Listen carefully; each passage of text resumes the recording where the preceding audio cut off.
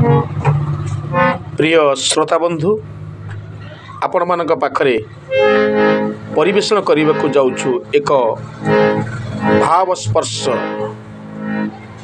भाव को निकट अभाव को दूर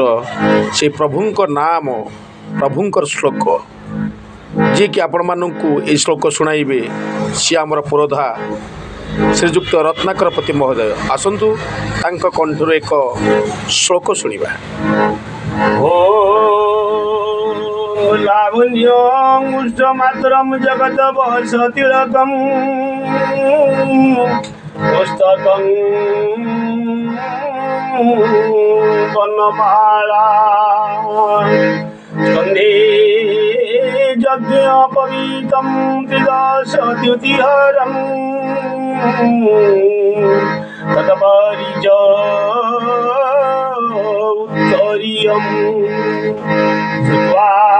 छत्रञ्च वामे द्वयं कुशवटु ताम्रपात्रं च दक्षिणे इतोऽप्यं पञ्चभूत्वा परिगृहं गतो पाठयेत् सामवेद